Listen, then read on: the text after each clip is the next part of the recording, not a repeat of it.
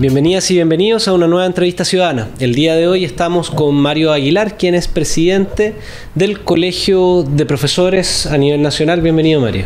Profesoras y profesores. Profesoras y profesores, Asociación Gremial. Asociación Gremial de la G, claro, bien. Herencia de tiempos antiguos. ¿Cómo estás, Mario? Bien, muy bien, gracias. Mario, queríamos conversar sobre la paralización que se viene en estos días, miércoles y jueves a nivel nacional. Cuéntanos un poco más por qué el profesorado decide movilizarse en el gobierno de Gabriel Boric. Bueno, nosotros presentamos en el mes de enero, el 31 de enero, por acuerdo de nuestra Asamblea Nacional, un petitorio que lo denominamos Agenda Corta. Son 6 puntos, no son temas tan estructurales ni tan de fondo, lo que corresponde a una agenda corta, en un corto lapso, entendiendo que el gobierno ya no le queda mucho y que efectivamente no tiene un gran margen de maniobra, pero hay puntos que nosotros consideramos que era indispensable que el gobierno diera respuesta. Y esos temas se comenzaron a conversar en marzo. Claro, muy buena escucha, sentarse a la mesa, palabras amables, pero en concreto poco avance, o avance insuficiente diría yo, y por eso iniciamos un plan de movilización progresivo, ascendente, que significó el 15 de mayo una movilización de 24 horas, bastante fuerte y bastante contundente. Ustedes lo registraron, estuvieron ahí en la marcha. Y frente a respuestas que vinieron post-paro, post-movilización de 24 horas, que fueron avances, pero a nuestro entender todavía insuficientes, pasamos a la siguiente etapa, que es la etapa de 48 horas, que es lo que vamos a tener esta semana. ¿Y cuál es la jornada de movilización? ¿En qué consisten estas 48 horas de paralización? Bueno, es paro nacional. Y en las regiones y territorios se caracteriza en cada lugar distintas acciones. Van a haber marchas comunales, marchas regionales, manifestaciones de distinto tipo. Eso el día miércoles. Y el día jueves convocamos a una gran marcha nacional en Valparaíso, hacia Valparaíso, desde la carretera bajada por Santa Rosa y entrando a Valparaíso para terminar con un acto frente al Congreso. Y ese día, bueno, las regiones o los profesores de regiones que no vengan también van a seguir con algunas manifestaciones locales, pero el hito central del día jueves es la marcha a Valparaíso. ¿Y por qué deciden interpelar al Congreso y no hacerlo frente a la Moneda, por ejemplo?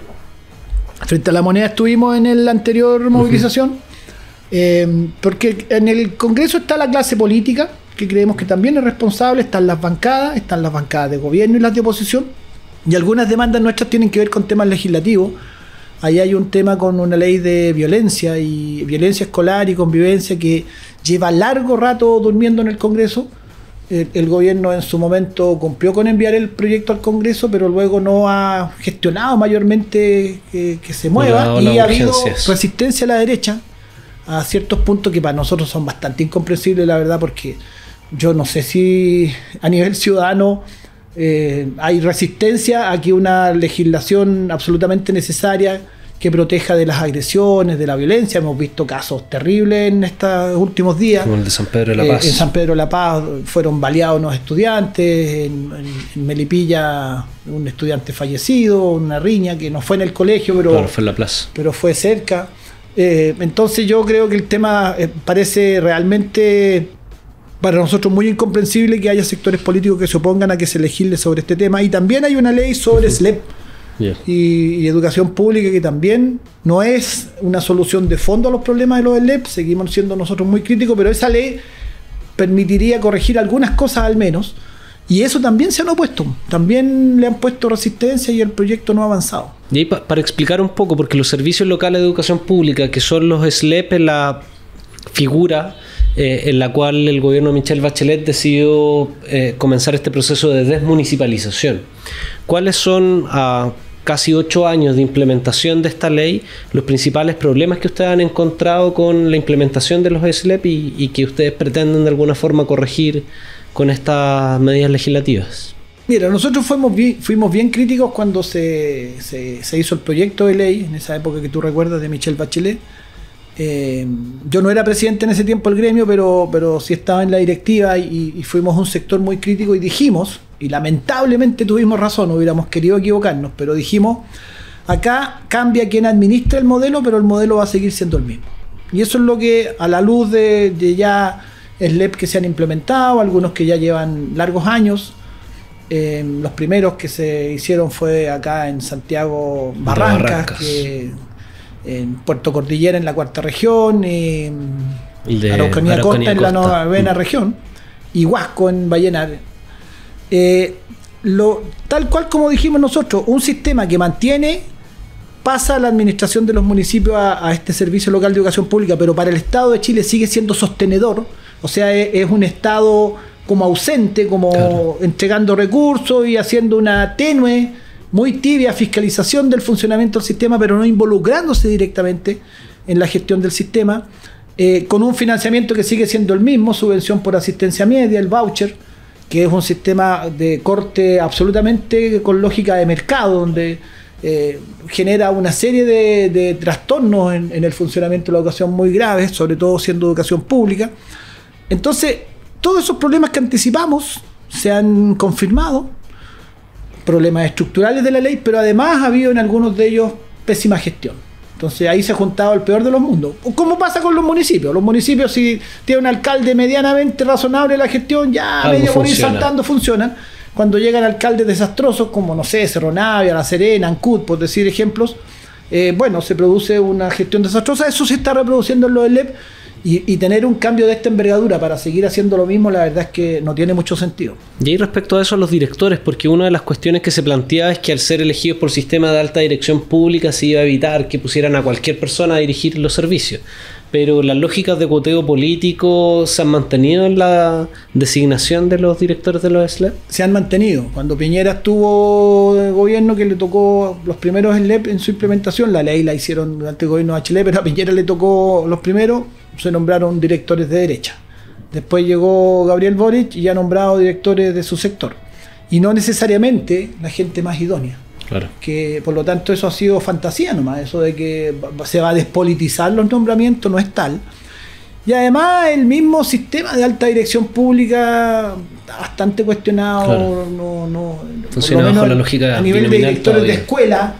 Nosotros lo vemos, que de repente llegan personas con supuestamente notables currículum y a los pocos meses se muestran gestiones muy deficientes, autoritarias, lógicas gerenciales.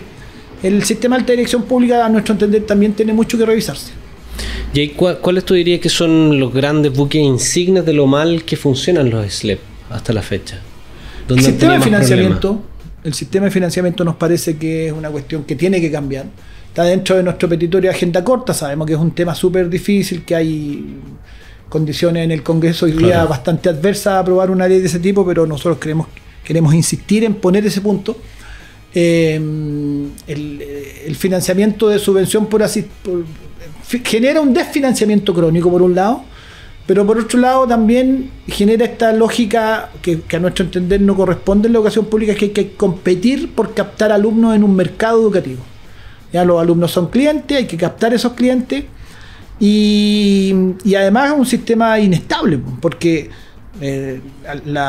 se paga según la asistencia, no según la matrícula, y claro, tú vas a tener ahora en invierno que va a venir en algún momento el tema de los virus respiratorios, que es algo que se prevé que va a ocurre todos los inviernos, baja dramáticamente la asistencia porque los niños se enferman, así de sencilla la razón. Tiene de repente colegios donde está el 30% de los alumnos asistiendo a clase, y eso, que no tiene el colegio ninguna responsabilidad, y además se sanciona monetariamente el colegio, que tiene los gastos, los mantiene porque tiene que pagar los mismos sueldos, el mismo gasto operativo y por lo tanto un pésimo sistema de financiamiento. Eso está. El tema de que no se articula un sistema nacional de educación pública. ¿Ya? Hay una dirección de educación pública, funciona por acá cerca. Claro, que depende del Ministerio de Educación. Que depende del Ministerio de Educación, pero que tiene, mira, todos los verbos de la ley dice orientará, procurará, acompañará, todos esos verbos débiles, tú como abogado lo sabes muy bien, que no son imperativos y por lo tanto no tiene la capacidad de articular un sistema nacional. Y nosotros creemos que lo que Chile necesita, por características incluso históricas, geográficas, Chile necesita que se articule un sistema nacional. Y eso no ocurre con esta ley de SLEP. Y además agregarle la mala gestión. Han entrado los compadrazgos, los equipos que se nombran no son los más eficientes, son nombramientos, como tú decías, más bien de carácter de ligazón más bien partidista, y por lo tanto no han funcionado bien los SLEP, aunque el presidente Boris dijo en la cuenta que habían tenido que mejores resultados en el CIMSE. Pero la verdad es que si tú preguntas en las comunidades escolares que han estado en los SLEP, lo que la mayoría dice es lo mismo. Es lo mismo. Ese es el comentario más escuchado respecto a los SLEP. Claro. Sí, yo igual lo he escuchado con respecto a algunos profesores que dicen ahora en lugar de luchar contra el DAEM, se lucha contra el director ejecutivo. Sí. Pero el cambio sostenedor, pero la misma lógica de funcionamiento. Sí. Y llevándote a otro punto del petitorio, Mario, a ver si es que nos puede explicar en qué consiste la titularidad sindical, que se plantea también incorporar una ley miscelánea, mayor estabilidad para los profesores. Sí, no es titularidad sindical en este caso, es titularidad. Es titularidad, o sea, disculpa, titularidad nomás. Sí, titularidad laboral del profesor. Exactamente. Existen en el sistema público titulares que son contratos indefinidos, que no son inamovibles como mañosamente se quiere colocar, porque de hecho todos los años salen profesores titulares, hay distintos mecanismos a través de los cuales no es verdad, podemos mostrar que no es verdad esa famosa inamovilidad, pero sí tienen contratos estables e indefinidos, que es lo que pasa en el sector privado también. Sí. Tú después de 2 años automáticamente pasas a tener contrato indefinido y eso te da ciertos derechos. En los profesores a contrata, esa es la palabra técnica, digamos, la palabra que define la ley, son profesores que tienen contratos anuales, precarios, que no acumulan años de servicio para efectos indemnizatorios. Y por lo tanto tienen una condición muy discriminatoria y muy precaria laboralmente. Y eso es bastante injusto porque cumplen las mismas funciones que el otro que es titular. Y a veces llevan largos años con esas condiciones de contrato precario.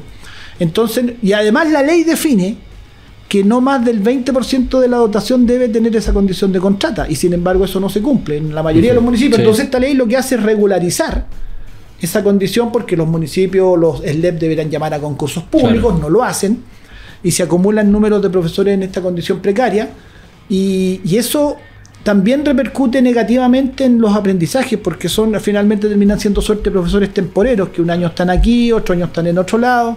Y en educación, y particularmente en nuestra labor docente, es muy importante arraigarse en las comunidades y hacerse parte. Es conveniente que un profesor se quede largo tiempo en un lugar porque se va haciendo parte del lugar, conoce a la cultura, conoce a sus comunidades. De repente, incluso profesores que llevan largo tiempo atendieron a los hijos y después estos vienen a matricular a sus hijos. Eso vienen a matricular a sus hijos y eso te lo da la titularidad docente, que es lo que estamos pidiendo en ese punto. Claro. Y otro de los temas también que han planteado dentro del petitorio es el agobio laboral. ¿De qué forma pretenden combatirlo en esta agenda de 6 puntos? Bueno, el profesor hoy día está sometido, profesora está sometido a una enorme sobrecarga de trabajo administrativo burocrático, trabajo muy inútil, en muchos de ellos que no sirven para nada, que no sirven a lo que más nos importa a nosotros, que es el trabajo con los estudiantes, con las familias. Y lo que, para ser muy claro, aquí no se está pidiendo trabajar menos horas de trabajo. Aquí se está pidiendo poder dedicarnos a lo que realmente importa, que es el trabajo con nuestros estudiantes. Y que quede tiempo para eso, porque el largo trabajo tedioso que hay que hacer de llenar formularios, de entregar informes que nadie lee, que es un sistema finalmente de control. Llega un nuevo burócrata contratado en el ministerio o en la superintendencia y se le ocurre un nuevo formulario que hay que llenar para justificar su trabajo, tal vez muchas veces. Y eso a nosotros nos parece que, no nos parece, está acreditado que esto genera una sobrecarga de trabajo muy injusta, porque la mayoría de los docentes en Chile y la mayoría de las docentes, porque nuestro gremio mayoritariamente es femenino, 73% son mujeres, tienen que trabajar en su casa, más allá de lo que establece su contrato de trabajo. O sea, llegan a su casa a las 6 de la tarde, a las 6 de la tarde empiezan a veces a hacer sus cosas de casa, muchas son jefas de hogar, atienden a sus hijos, y después, 10, 11 de la noche, a terminar el trabajo burocrático administrativo, porque al otro día a primera hora tiene que estar haciendo clase.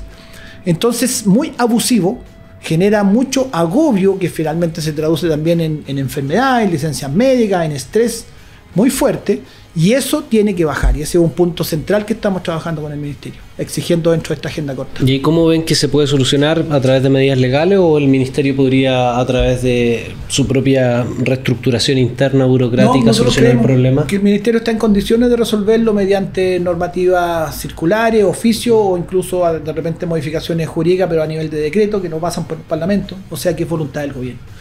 Y nosotros creemos que eso es indispensable, porque el nivel de estrés que tiene hoy día nuestra profesión docente, agregado a los problemas de convivencia y violencia, genera que hoy día nosotros tenemos alta deserción en nuestra profesión. A los 5 años de ejercicio docente, profesores noveles, el 30% deserta. Y en un país que proyecta déficit docente, que ya tiene déficit docente, nosotros tenemos zonas del país donde hay alto déficit docente, cuesta mucho encontrar profesores. Estas condiciones laborales, estas malas condiciones laborales, es un factor que también ayuda a aumentar ese déficit. Por lo tanto, es un tema país. Esto no es un tema solo laboral, reivindicativo nuestro, es un tema país que tiene que atenderse, y esta agenda corta abre esa posibilidad a través de lo que estamos nosotros solicitando. ¿Y cuál ha sido la recepción hasta el momento desde el Ministerio de Educación a esta agenda corta? Mira, hay puntos en los que hemos avanzado más. En este tema de agobio yo creo que hemos tenido algunos avances que todavía hay que concretar y definir ya la forma, pero se ha manifestado esa voluntad. Nosotros valoramos que eso efectivamente ha sido, pero hay otros puntos en los que no. En titularidad no tenemos respuesta, y para nosotros es un tema súper crucial.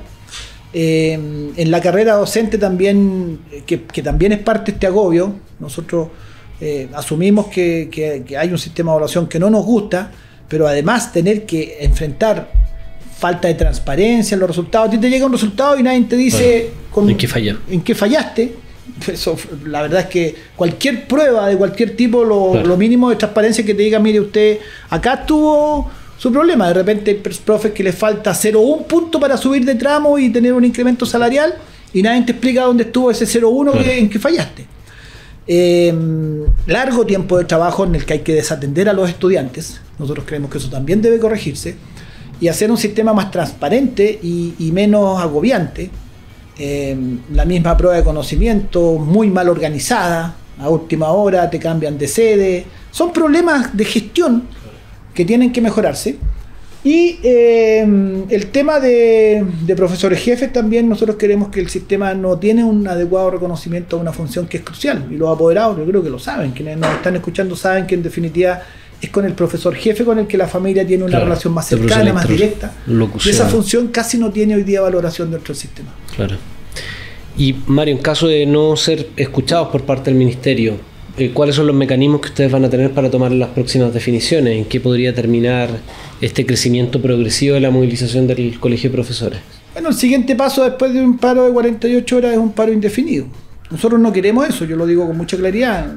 Entendemos, y para nosotros mismos es un desgaste, tiene un impacto sobre el funcionamiento del sistema educacional que nosotros no deseamos, pero también yo creo que la gente entiende que si no hay respuesta hay que ir, es la única herramienta que tenemos los trabajadores y trabajadoras, y nosotros cuando nos decidimos, yo creo que el país sabe que somos bien resueltos en nuestras decisiones.